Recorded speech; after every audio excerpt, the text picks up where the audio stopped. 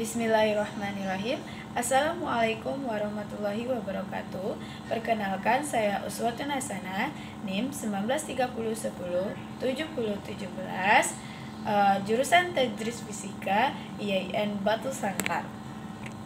Baiklah, di sini saya bertujuan dalam pembuatan video ini yaitu dalam rangka memenuhi persyaratan perkuliahan dalam jurusan Fisika Lingkungan.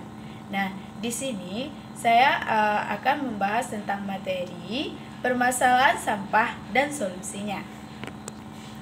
Nah, pertama-tama kita akan membahas tentang pengertian dari sampah itu sendiri. Sampah, apa itu sampah?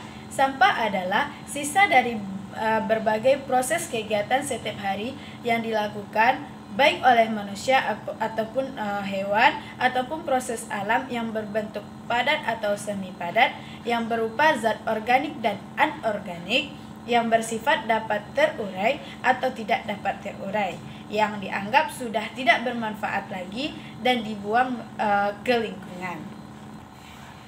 Selanjutnya yaitu kita akan membahas tentang materi jenis-jenis dari sampah. Pertama, kita akan membahas tentang jenis dari sampah berdasarkan sumbernya. Jenis sampah berdasarkan sumbernya dapat terbagi menjadi beberapa. Pertama yaitu sampah alam, yang kedua yaitu sampah manusia, dan yang ketiga yaitu sampah konsumsi, yang keempat sampah nuklir, yang kelima sampah industri, yang keenam sampah pertambangan, dan masih banyak lagi. Nah, berikutnya jenis-jenis sampah berdasarkan sifatnya.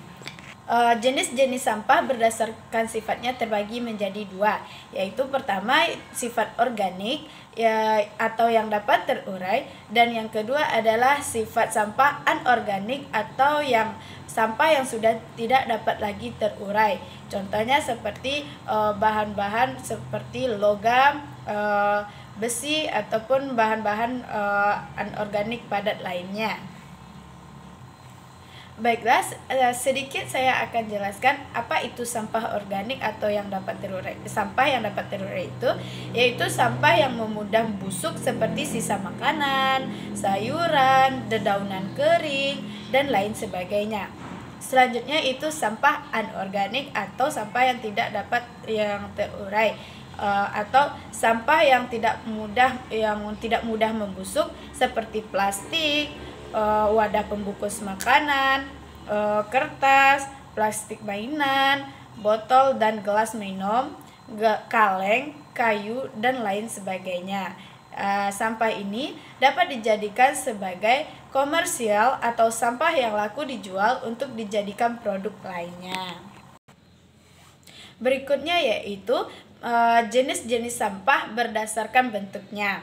Pertama yaitu yang jenis sampah berdasarkan bentuk yaitu sampah padat, di mana sampah padat ini adalah bahan buangan selain dari kotoran manusia, urin, dan sampah cair. Dapat berupa sampah rumah tangga, sampah dapur, sampah kebun, plastik, metal, gelas, dan lain-lain sebagainya.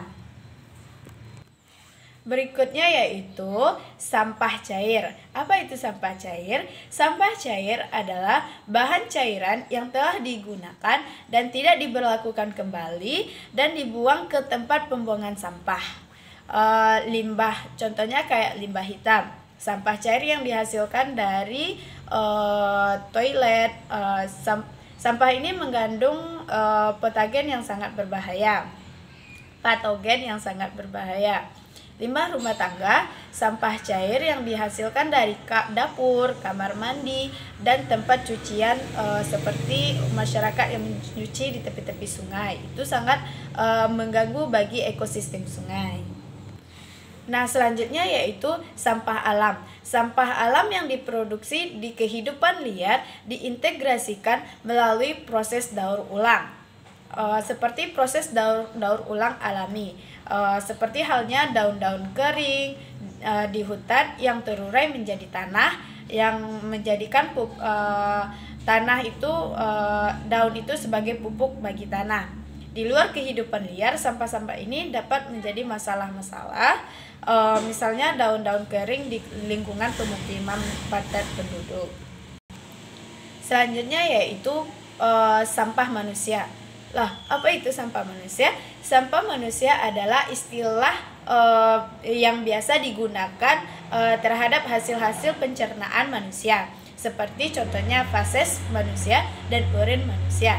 Sampah manusia ini dapat menjadi bahaya serius bagi kesehatan karena dapat digunakan sebagai vektor sarana perkembangan penyakit yang disebabkan oleh virus dan bakteri. Selanjutnya yaitu sampah konsumsi. Sampah konsumsi merupakan sampah yang dihasilkan oleh manusia pengguna barang. Dengan kata lain adalah sampah-sampah yang dibuang ke tempat sampah. Ini adalah sampah yang umum diperkirakan manusia. Meskipun demikian, jumlah sampah kategori ini pun masih jauh lebih kecil dibandingkan sampah-sampah yang dihasilkan oleh proses pertambangan dan industri.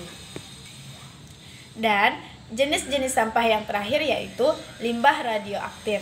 Sampah nuklir merupakan hasil dari fusi nuklir dan fisi nuklir yang menghasilkan aluminium dan thorium yang sangat berbahaya bagi lingkungan hidup dan juga manusia.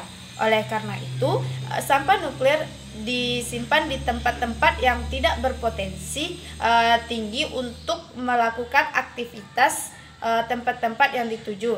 Biasanya bekas tambang garam atau dasar laut, walau jarang namun kadang masih dilakukan. Mungkin hanya itu materi pertama dari saya. Materi berikutnya akan disambung oleh rekan saya yaitu Ririn Andriani. Sekian, terima kasih. Terima kasih atas waktu dan perhatiannya. Billahi taufik wal hidayah. Assalamualaikum warahmatullahi wabarakatuh.